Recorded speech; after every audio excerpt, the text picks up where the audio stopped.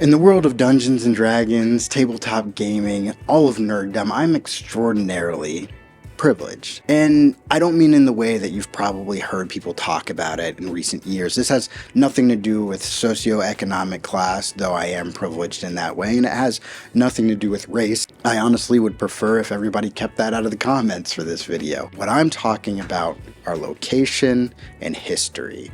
And before I get into that, I want to talk about why this is even important. You see, I've found over the years of being a dungeon master in DM resources online, comment sections of Matt Colville's videos, Reddit posts, this strong challenge that many DMs are facing that make it difficult for me to even relate when it comes to giving advice, which is part of the point of this channel. And by the end of this video, I want to empower you to overcome the struggles that you may have that I don't. Start off by addressing this gaping gap between where you might be and where I am, and why my privileges empower me to be an amazing dungeon master in my setting, and why your context might be controlling some of your capability in your dungeon mastering. One of the major privileges that I have as a dungeon master is I get to experiment and play any kind of game that I want. I can go gritty and resource heavy, low magic, dark if I want, or I can do slapstick, silly, low rules campaigns. I can roleplay heavy if I so choose, or I can dungeon crawl in the old ways. And the reason is I have a surplus of players because of where I live. I am located near a major city, Columbus. And in this major city, there are loads of people who love tabletop RPGs, want to play Dungeons and Dragons, and I'm a decent enough DM that a lot of them want to play for me. Or I guess with me, but that's kind of the point. Because of where I live, there is a surplus of players, and the more players there are, the less important each individual player is when it comes to deciding who's going to be a part of the game. There are also more dungeon masters. There's more opportunity for people to hop into a game that they want to play, so my game doesn't have to be that for them. Now, being a dungeon master is already inherently a selfless thing that you should be undertaking, or at least that's the mindset I think that we should have as dungeon masters. We are doing the bulk of the work, which is a selfless act. That being said, the game is for you just as much, if not more, than it is for any one individual player. So when I'm looking at all of these forums, Reddit, Facebook, and the comment section, and seeing people really struggling with some of their players, to me it's harder to relate. It's not impossible or even that difficult for me to replace a player, say, hey, you know what? This isn't working. I told you in the beginning we were going to be doing role play, and it doesn't seem like you're very comfortable. If the player's not really willing to change, that's fine. Maybe they should try Warhammer or try my cousin Josh's game. See, the privilege of having so many players available is that you get to just set up the game you want to play, and chances are you're going to be able to get 4 or 5 people who are interested in playing your game, rather than you trying to adjust and adapt to 5 different players' desires all the time. But hear me now, this isn't about being a tyrant.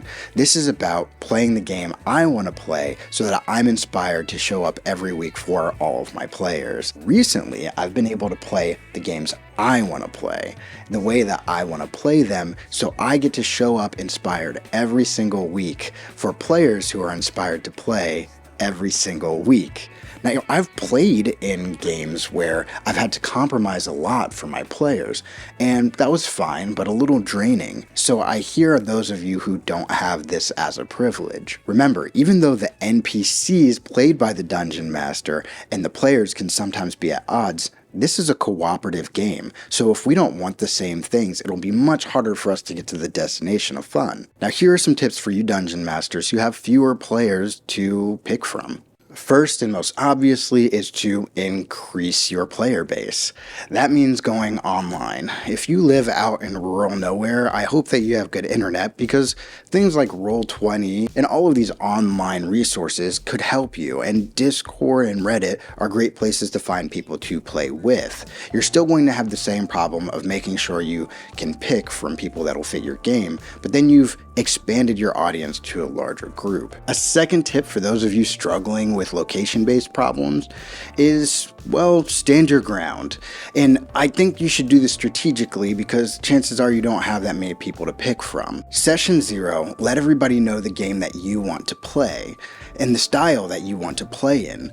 Oftentimes, players' reluctance to doing something that they haven't done before is that it's new, and novelty is not necessarily something people like in playstyle, although it is something they like to be provided by the Dungeon Master. So, here's the strategy. If you have a player who doesn't like role-playing, or who kind of forgets about the rules and doesn't care about them so much, make a deal with them. Say, hey, I need you to try to role-play with us for the next couple of levels. This is just the play style that we're going to adopt.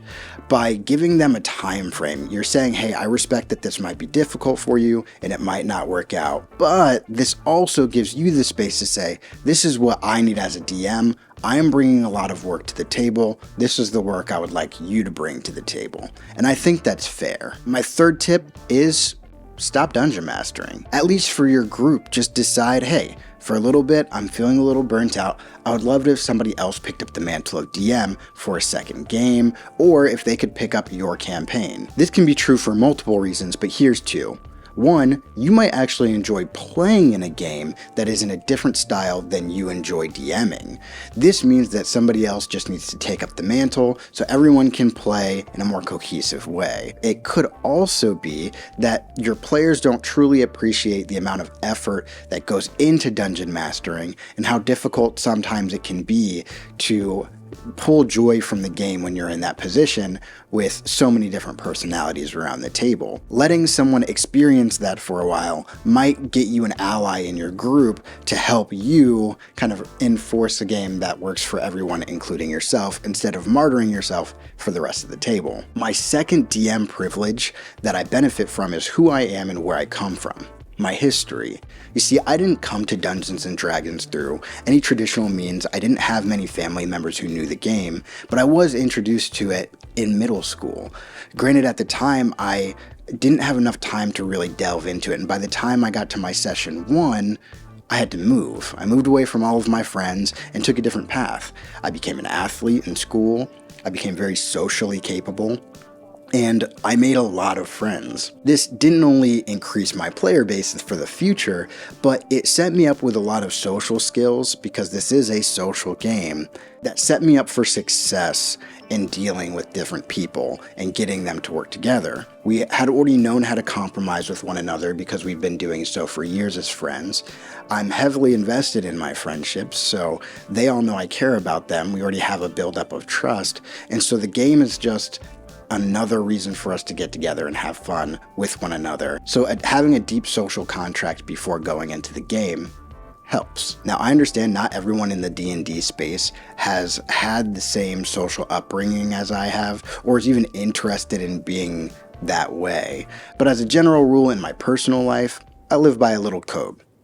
No dumb stats. So my suggestion is level up your charisma stat. Go online, find videos on conflict resolution, on how to listen, how to be convincing, and how to get people aligned with your goals and efforts.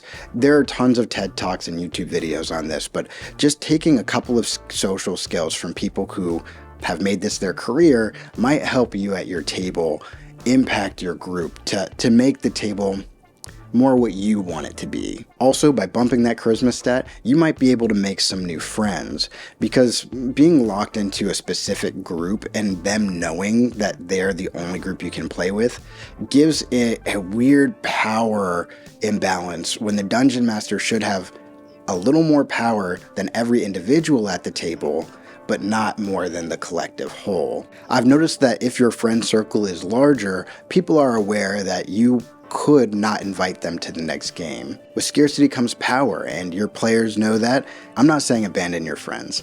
I think it's just important to reestablish that the person doing the most work should have the most power.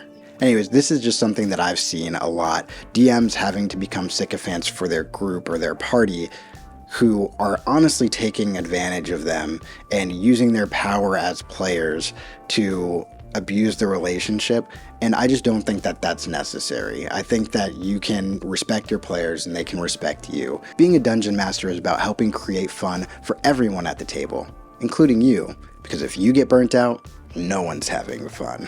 Thank you guys so much. If you want to watch more content like this, hit subscribe, and if you're not into that level of commitment, just make a mage hand out of the like button.